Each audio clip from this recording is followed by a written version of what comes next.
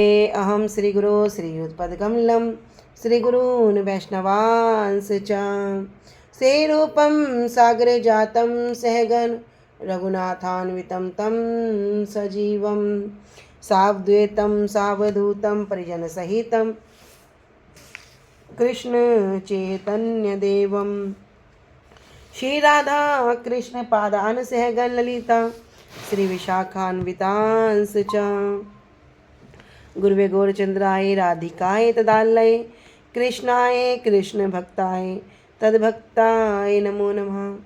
नमो विष्णुपादाय कृष्ण प्रेष्ठाय भूतले श्री श्रीमद्भक्तिवेदांत श्री श्रीधर गोस्वामी नामिने। नमो ओम गुरुदेवाय धीमते सौम्यमूर्तये श्री श्रीमद्भक्ति स्वरूप सिद्धांति प्रभवे श्री महात्मने। नमो गुरुदेवाय नमो विष्णुपादाय श्री राधिकाय प्रियात्मने श्री श्रीमद्भक्तिवेदांत श्रीनारायण गोस्वामी नामिने। वाञ्छाकल्पतरुभ्यश्च कृपा सिन्धुभ्य एव च पतितानां पावनेभ्यो वैष्णवेभ्यो नमो नमः। पंचतत्त्वात्मकं कृष्णं भक्तरूपं स्वरूपकं भक्तावतारं भक्ताख्यं नमामि भक्तशक्तिकम्। श्री कृष्ण चैतन्य प्रभु नित्यानंद श्री अद्वैत गदाधर श्रीवासादि गौर भक्त वृंदा।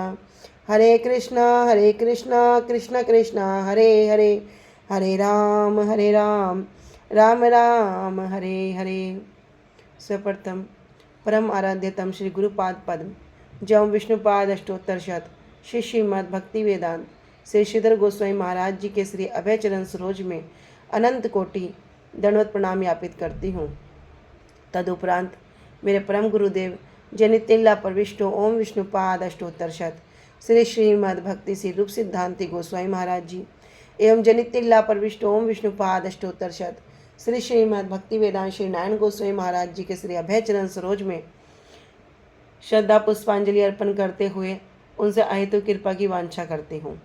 ग्रंथकार श्री कृष्णदास कविराज गोस्वामी जी, श्रीमन नित्यानंद प्रभु, श्रीमन महाप्रभु एवं समस्त परिकरों के चरणों में दंडवत प्रणाम यापित करते हुए उनसे अहेतु कृपा की वांछा करती हूँ। उपस्थित वैष्णव जन भक्तवृंद सभी के चरणों में यथा योग्य दंडवत प्रणाम स्वीकारो। सभी को हरे कृष्णा दंडवत प्रणाम।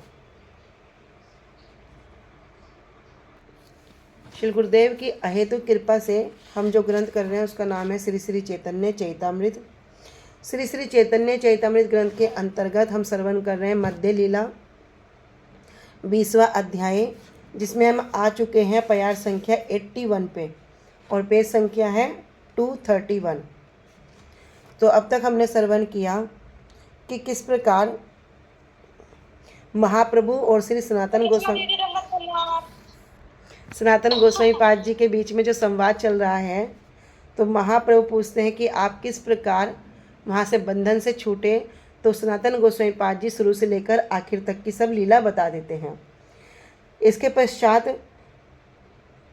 तपन मिश्र जी और चंद्रशेखर जी से सनातन गोस्वामी पाद जी मिलते हैं और तपन मिश्र जी श्री सनातन गोस्वामी जी को निमंत्रण देते हैं भिक्षा के लिए। तब महाप्रभु श्री चंद्रशेखर जी को बुलाकर कहते हैं कि आप इनको अपने साथ लेकर जाओ और इनका जो ये दरवेश वेश है इसको दूर करके इनको एक सज्जन वेश कराओ, मतलब इनका मुंडन वगैरह करा दो। फिर चंद्रशेखर जी क्या करते हैं, श्री सनातन गोस्वामी पाद जी को नए वस्त्र देते हैं, किंतु सनातन गोस्वामी पाद जी उनको लेने से मना कर देते हैं। इस बात को सुनकर महाप्रभु को अत्यंत आनंद होता है।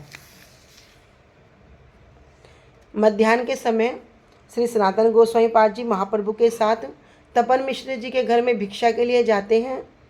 वहाँ पर महाप्रभु के चरणों को धोने के पश्चात वे भिक्षा के लिए बैठ जाते हैं।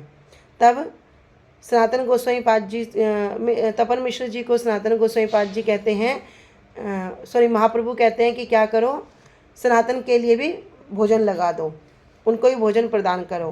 किंतु तपन मिश्र जी कहते हैं अभी सनातन जी का कुछ कार्य शेष है, आप भोजन कीजिए, मैं उन्हें बाद में प्रसाद दे दूंगा। इस प्रकार जब महाप्रभु भोजन कर लेते हैं तब महाप्रभु विश्राम के लिए चले जाते हैं और श्री तपन मिश्र जी क्या करते हैं, जो महाप्रभु का उचिष्ट प्रसाद है वो श्री सनातन गोस्वामी जी को दे देते हैं।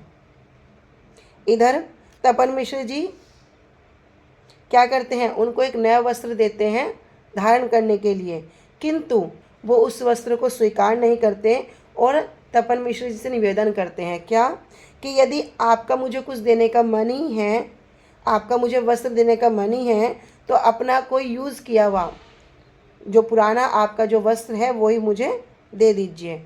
तब तपन मिश्र जी क्या करते हैं, उनको एक धोती देते हैं अपनी पुरानी, और उससे श्री सनातन गोस्वामी पाद जी क्या करते हैं, 2 धोती और 2 कौपीन बना लेते हैं। तो ये कल हमने यहाँ तक का श्रवण किया था। प्यार संख्या 81। सनातन कहे आमी माधुरी करीब, ब्राह्मणेर घरे के ने एकत्र भिक्षा लव।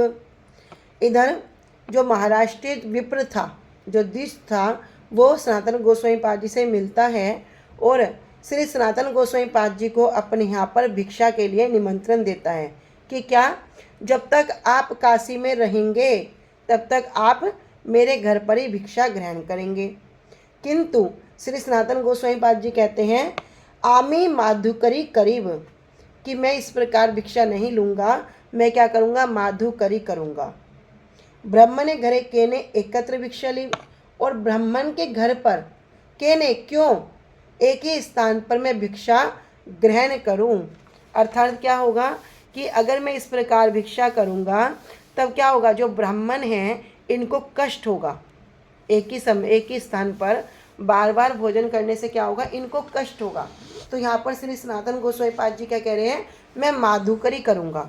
माधुकरी क्या हो गया, माधुरी शब्द हो गया मधु, मधुकर से शब्द बनाए।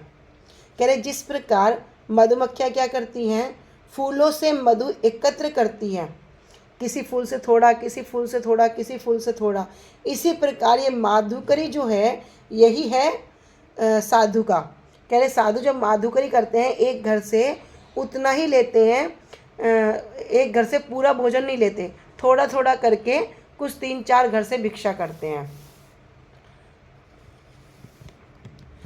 तो इस प्रकार क्या कह रहे हैं कि मैं ना ही तो आवश्यकता से अधिक खाऊंगा और ना ही जो गृहस्थ भक्त हैं उनको वृथा में तंग करूंगा।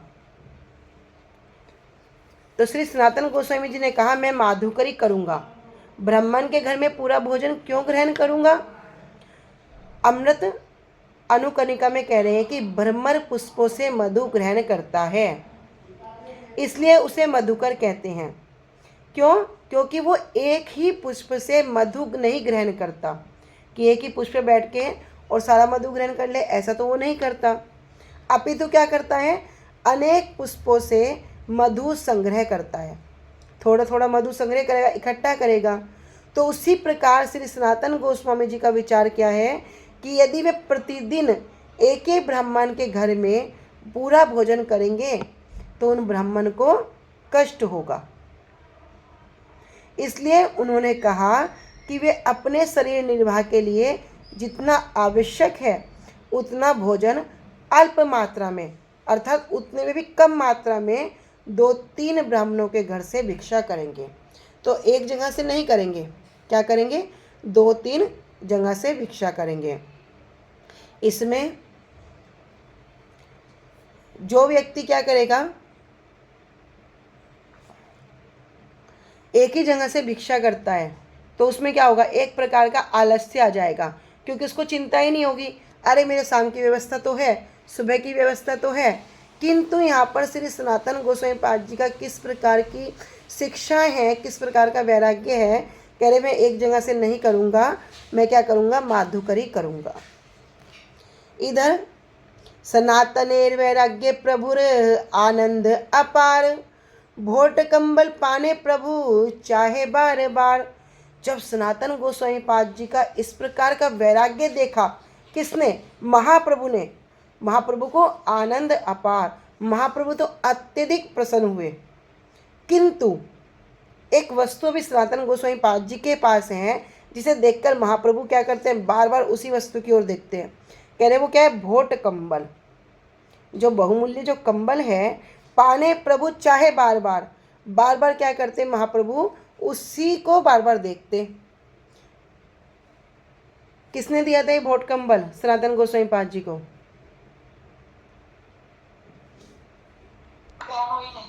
हाँ हाँ, उनके बहनोई ने।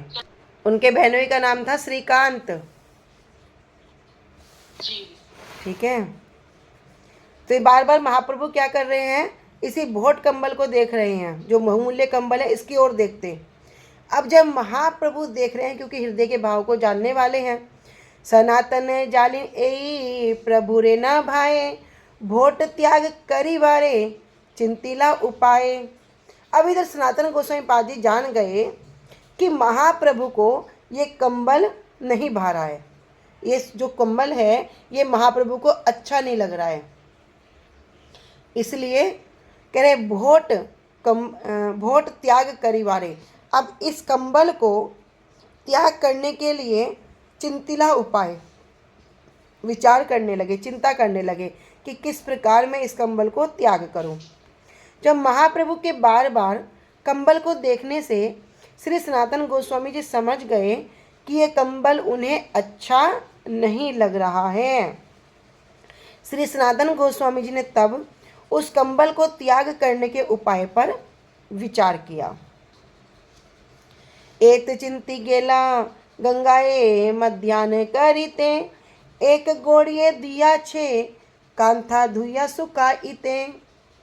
ऐसे चिंता करते करते एक चिंती इस प्रकार सोचकर गेला गंगाए, जब गंगा के तट पर गए, मध्यान्ह करीते, मध्यान्ह स्नान करने के लिए, एक गोड़िए दिया छे, वहाँ पर एक जो गोड़िए अर्थात जो गौड़ देश में रहने वाले जो बंगाली वैष्णव हैं, उन्होंने क्या किया, कांथा धुइया, कांथा होता है एक गुदड़ी, एक पुराना कपड़ा, कह रहे उसको धोकर क्या किया, दियाछे सुखाते, सुखाने के लिए डाल रखा था, फला रखा था। कह रहे उपाय का विचार करके श्री सनातन गोस्वामी जी गंगा में दोपहर का स्नान करने के लिए गए। वहाँ उन्होंने देखा कि एक गोड़िए ने अपने पुराने वस्त्रों से बने एक कंबल को, गुदड़ी को धोकर धूप में सुखाने के लिए डाल रखा था। अब जिस वस्तु की चाहना होगी वो तो उसी वस्तु की ओर अग्रसर होगा, लेकिन हमारी जो चाहना है, हमारी जो इच्छाएं हैं, वो क्या है, संसारिक वस्तु की ओर अग्रसर हैं, और अच्छा और अच्छा और अच्छा, और ऐसे और अच्छा के चक्कर में हम क्या करते हैं, उसमें गिरते गिरते गिरते गिरते भगवान से बहुत दूर होकर उल्टा पतित हो जाते हैं। कोई अपनी अच्छी वस्तु देके कोई खराब वस्तु लेगा, पहले विचार करेगा इसमें मेरा फ़ायदा है या नुकसान है। किंतु श्री सनातन गोस्वामी पाद जी क्या करें, जो बहुत सुंदर कंबल है, पता चल गया ये महाप्रभु को अच्छा नहीं लग रहा, पसंद नहीं है, क्योंकि यहाँ वासना क्या है, सेवा की वासना, किस प्रकार करने से सेव्य वस्तु का सुख संपादन हो।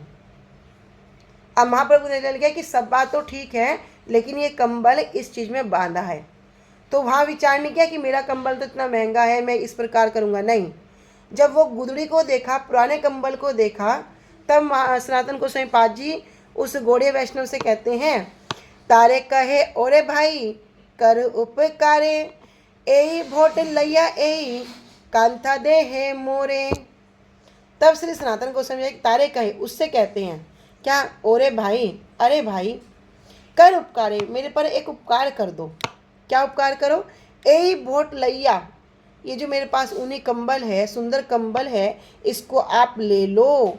एक कांथा, और ये जो आपकी चादर है, ये जो आपकी कंबल है पुराना, ये क्या करो, कांथा देह मोरे, इसको आप मुझे दे दो।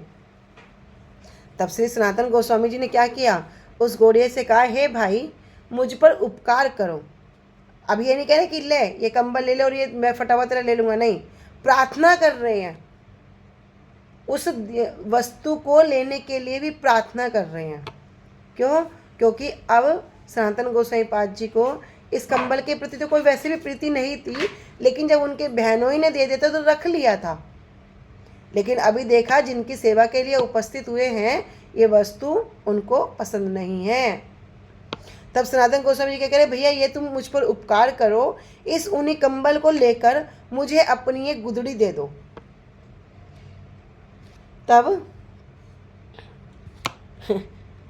कह रहे हैं कि सही कहे रहस्य कर प्रमाणिक हैया, बहुमूल्य भोट दीबा केना का था लैया। वो गोड़ी तो विचार में पड़ गया, कह रहे ये कैसी बात है भाई, कोई लेगा तो अपने से अच्छी वस्तु लेगा या कम से कम उसके बराबर दाम लेगा, लेकिन ये कह रहा है कि तुम मेरा यह बहुमूल्य कंबल रख लो और मुझे पुरानी गुदड़ी दे दो। तब वो कह रहे कि से कहे रहस्य कर प्रमाणिक हैया। उसने कहा भैया क्यों मजाक कर रहे हो, क्यों मजाक कर रहे हो, और आप तो कोई साधारण व्यक्ति भी नहीं है, प्रमाणिक हैया, आप तो प्रामाणिक व्यक्ति होकर भी, एक सज्जन व्यक्ति होकर भी मुझसे परिहास कर रहे हैं। बहुमूल्य भोट दीवा, भैया आप किस लिए ये बहुमूल्य कंबल मुझे दे रहे हैं, और दे तो रहे हैं केने कांथा लैया, और इसके बदले में क्यों ये गुदड़ी ले रहे हैं। अभी वो व्यक्ति क्या कह रहे हैं कि आप मुझसे क्यों परिहास कर रहे हैं। देखो यहाँ तो एक बहुमूल्य कंबल की बात है। जब महाप्रभु पहले वाराणसी में आए थे तब क्या कह रहे थे कि मैं तो यहाँ बहुमूल्य धन की गठड़ी बांध के लाया हूँ, लेकिन यहाँ पर मुझे कोई उसका खरीदार ही नहीं मिल रहा, तो क्या ये गठड़ी को मुझे वापस लेके जाना पड़ेगा। तब महाप्रभु कहते हैं देखो जो मैं गठड़ी लेके आया हूँ, अगर इस गठड़ी का मुझे कोई उचित दाम भी नहीं देगा तब मैं क्या करूँगा, स्वल्प बहुत कम दाम में भी उसको दे दूंगा। क्या धन था वो, हरि नाम रूपी धन, वो भगवत प्रेम धन। महाप्रभु उस दुर्लभ धन को देने के लिए आए हैं, जो कहाँ का धन है, गोलोकेर प्रेम धन, उस धन को देने के लिए आए हैं। अभी यहाँ तो एक कंबल की बात चल रही है। कह रहे कि जब इस कंबल की बात हुई तो वो व्यक्ति भी सोचने लगा कि प्रामाणिक व्यक्ति हैं, सज्जन व्यक्ति हैं, आदर्श चरित्र वाले व्यक्ति हैं, लेकिन ये मुझसे क्यों परिहास कर रहे हैं। अब इधर सनातन गोस्वामी पाद जी कहते हैं, तेहो कहे रहस्य नहीं कही सत्यवानी, भोट लहे तुम्ही दहे मोरे कांथा खानी। तो सनातन गोस्वामी पाद जी कह रहे हैं रहस्य नहीं, मैं तुमसे कोई परिहास नहीं कर रहा हूँ, इस बात में कोई रहस्य नहीं है, कही सत्यवानी, मैं तो तुमसे सत्य बात कह रहा हूँ। भोट लया, भैया तुम इस कंबल को ले लो, तुम ही दे, और क्या करो तुम मुझे मोरे कांथा खानी, ये जो अपनी गुदड़ी है इसको मुझे दे दो। एत बलि कांथा लैल भोट तारे दिया, गोसाई ठाई आइला कांथा गले दिया। एत बलि ऐसा कहकर कांथा लई मतलब जो उनकी जो पुरानी चादर थी, गुदड़ी थी, उसको ले लिया, कंबल को ले लिया, और भोट तारे दिया, तो जो बहुमूल्य कंबल था वो क्या किया, उनको दे दिया। गोसाई ठाई आइला कांथा गले दिया, और गोसाई अर्थात चैतन्य महाप्रभु के पास अब उसे गले में डालकर गुदड़ी को कंधे पर रखकर महाप्रभु के पास वापस आ गई। तब महाप्रभु क्या कह रहे हैं, प्रभु कहे तुम्हारे भोट कंबल को था गईल, प्रभु पदे सब कथा गोसाइल कहिल। अरे महाप्रभु जाते ही सबसे पहला प्रश्न क्या कर रहे हैं कि तुम्हारा वो कंबल कहाँ गया, जो उन्हीं कंबल था, बहुमूल्य कंबल था, वो कहाँ गया। तब प्रभु पदे सब कथा गोसाइल कहिल, और तब महाप्रभु के सामने श्री सनातन गोस्वामी पाद जी ने सारी कथा, कथा अर्थात वार्ता को वर्णन कर दिया। प्रभु कहे इया आमी करियाची विचार, विषय रोग खंडाइल कृष्ण ये तोमार, से केने राखी बे तोमार शेष विषय भोग, रोग खंडी सद सदवेद ना राखे शेष रोग। क्या कह रहे हैं, प्रभु कहे, तब महाप्रभु कह रहे हैं यह आमी करिया छे विचार, कि मैंने क्या किया, इस बात पर गंभीरतापूर्वक विचार किया। क्या विचार किया, विषय रोग खंडाइल कृष्ण ये तोमार, कि कृष्ण ने क्या किया। कृष्ण तो बड़े कृपालु हैं, बड़े दयालु हैं, दया के सागर हैं। उन्होंने क्या किया, कह रहे तुम्हारा जो विषय रोग है, अब यह एक रोग बचा था कि तुम्हारा इस कंबल के प्रति आकर्षण था। कृष्ण ने क्या किया, उसको भी खंड कर दिया, उसको भी नष्ट कर दिया। से कहने राखी वे तुम्हार शेष विषय भोग। कह रहे से मतलब कि जो भगवान है, कृष्ण है, वे क्या करें, कहने राखी वे, क्यों रखने देंगे, क्या रखने देंगे, तुम्हारा शेष अर्थात जो तुम्हारा अंतिम विषय भोग है, इसको भी क्यों रखने देंगे, इस रोग को भी नष्ट कर देंगे। रोग खांडी, रोग को नष्ट करके सत्यवेद, एक अच्छा वैद, जिस प्रकार एक अच्छा वैद क्या करेगा, शरीर में कितनी भी बीमारी हो उस बीमारी को पकड़ पकड़ के ख़त्म कर देगा, और जब जो अंतिम बीमारी बचेगी उसको भी क्यों छोड़ेगा, उसको भी पकड़ के निकाल देगा। इसी प्रकार कह रहे हैं भैया, कृष्ण क्या करेंगे, कृष्ण जो तुम्हारा जो अंतिम आकर्षण था, आसक्ति थी, इसको भी क्यों रखने देते। तो महाप्रभु कह रहे हैं, मैंने बड़ी गंभीरता से विचार किया। एक हम गुरुवर्गों में एक कथा श्रवण करते ना, कि जब परम गुरुदेव के पास एक लोटा था वो लोटे को लेकर घर से बस वो एक लोटा ही लेके आए थे, तो जब उसको नदी के पास गए तो वो लोटा ही बह गया। तब वहाँ पर जो गुरुवर्ग में क्या कहते हैं, अच्छा हुआ कृष्ण ने तुम्हारी अंतिम आसक्ति को भी दूर कर दिया। तो महाप्रभु कह रहे हैं, मैं तो बड़ी गंभीरता से विचार किया कि विषय रोग खंडाइल कृष्ण जो तुम्हारा, भैया जो तुम्हारे विषय रोग हैं, अंतिम विषय है, इसको भी क्या किया उन्होंने, खंड खंड कर दिया।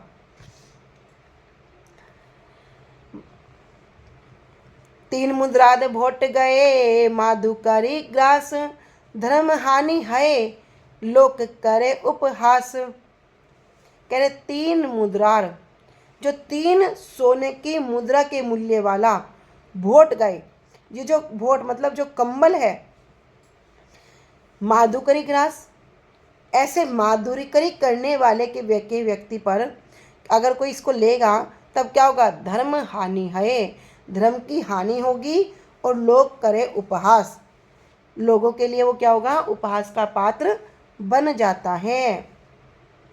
महाप्रभु ने कहा, मैंने विचार किया है कि श्री कृष्ण ने तुम्हारे विषय रोग को दूर कर दिया है, तब वे तुम्हारे अंतिम विषय भोग को क्यों छोड़ देंगे। जैसे एक अच्छा वैद्य रोग को दूर करके उसका लेश मात्र भी शरीर में शेष नहीं रहने देता, उसी प्रकार कृष्ण ने क्या किया, जो आपकी अंतिम आसक्ति थी इसको भी खंडन कर दिया। तीन मुद्राओं मूल्य का महंगा कंबल शरीर पर धारण करके भोजन के लिए माधुकरी करना परस्पर विरोधी कार्य है। कैसा कि वस्त्र तो क्या है, बहुत बढ़िया है, एकदम बड़े महंगे महंगे हैं, और वैराग्य कैसा है, माधुकरी करने वाला। तो कह रहे इससे क्या होगा, धर्म की हानि होगी और लोग भी उपहास करेंगे। तो कृष्ण जब कृपा करते हैं तो क्या करेंगे, सबसे पहले उनकी आसक्तियों को खंडन कर करके जो जन्मों जन्मों से जो गांठ बंधी हुई है उनको क्या करेंगे, ये गुरुवर्गों की वाणी के द्वारा वो गांठ धीरे धीरे काटनी पड़ेंगी। तो किसी ने भक्ति वेदांत श्री त्रिविक्रम गोस्वामी महाराज जी से कहा कि महाराज जी आप इन्हें काटते क्यों, ये गांठ ही तो है, खोल दो जन्मों जन्मों की जो गांठ बंधी है। तब महाराज जी कहते हैं भैया गांठें बंधी हुई है, इनको खोलना भी संभव नहीं, इनको काटना पड़ेगा, और काटते काटते काटते काटते वो अंतिम गांठ रह जाएगी, वो स्वतः ही खुल जाएगी। तो कृष्ण भी ऐसे ही हैं जब किसी पर कृपा करते हैं तो उसका सब कुछ हरण कर लेते हैं, सब कुछ छीन लेते हैं। ये कृष्ण की कृपा है। गोसाई कहे ये खंडिल कुविषय भोग, तार इच्छाएं गेल मोर शेष विषय रोग। तब सनातन गोस्वामी पाद जी कहते हैं, जे खंडिल, कह रहे जिसने खंडित किया है, जिस व्यक्ति ने खंड किया है कुविषय भोग, जो मेरा एक कुविषय था, अर्थात जो पाप में भौतिक जीवन का जो भोग था, तार इच्छाएं गेल, उन्हीं की कृपा के द्वारा, उन्हीं की इच्छा के द्वारा क्या हुआ, मोर शेष विषय भोग, विषय रोग, जो मेरा ये अंतिम विषय रोग था ये भी चला गया। अब सनातन गोस्वामी पाद जी ऐसा क्यों कह रहे हैं? क्योंकि पहले ही सनातन गोस्वामी पाद जी क्या कह रहे हैं? कृष्ण आमी नहीं जानी, मैं कृष्ण को नहीं जानता। इसलिए सनातन गोस्वामी पाद जी कह रहे हैं कि जिन्होंने मेरी पाप में जीवन से रक्षा की है, किसने की है? उस महारौरव नरक से मेरी महाप्रभु ने रक्षा की है। तो यहाँ आप साक्षात कृष्ण का नाम नहीं ले रहे, कह रहे जिन्होंने मेरी रक्षा की है मैं तो उनको ही जानता हूँ, और उन्हीं की इच्छा के कारण मेरी जो अंतिम जो विषय आसक्ति थी ये भी चली गई, ये भी दूर हो गई। प्रसन्न हैया प्रभु तारे कृपा कैल, तार कृपाए प्रश्न करिते तार शक्ति हैल। प्रसन्न हैया, अब इधर महाप्रभु श्री सनातन गोस्वामी जी की से बड़े प्रसन्न हैं। तब तारे कृपा केल, तब महाप्रभु ने क्या किया? उन पर कृपा प्रदान की। कृपा कैसी? दो प्रकार की कृपा होती हैं, एक होती है हेतु की कृपा, एक होती है अहेतु की कृपा। हेतु की कृपा अर्थात किसी कारण से कृपा करना, और अहेतु की कृपा बिना किसी कारण के कृपा करना।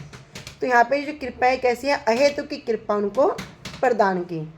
और तार कृपाएं प्रश्न करते, और महाप्रभु की कृपा से ही आई, महाप्रभु की कृपा से क्या करेंगे? प्रश्न करते, प्रश्न करने की तार शक्ति हैल, उनको शक्ति प्राप्त हुई।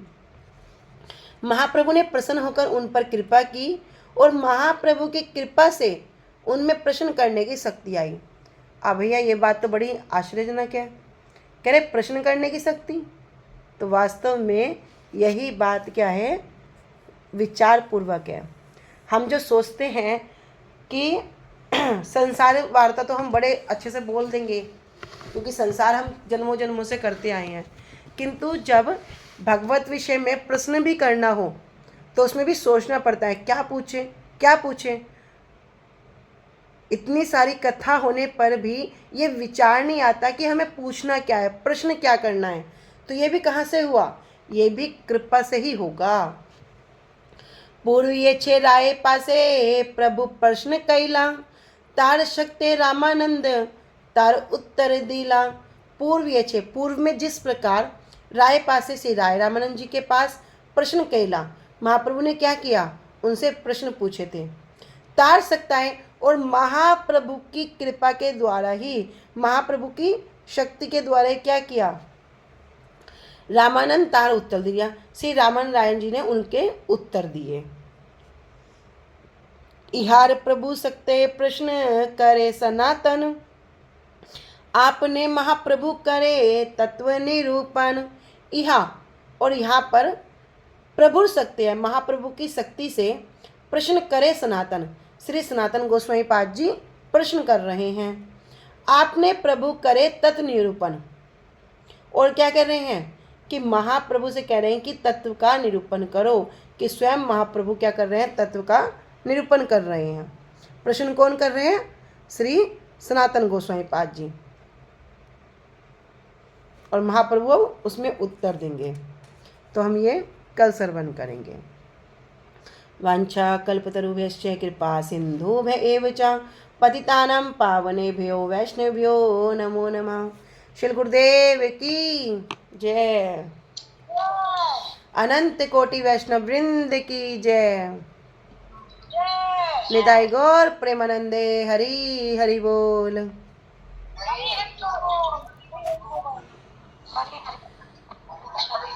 हरे कृष्णा। सभी को दंडवत प्रणाम।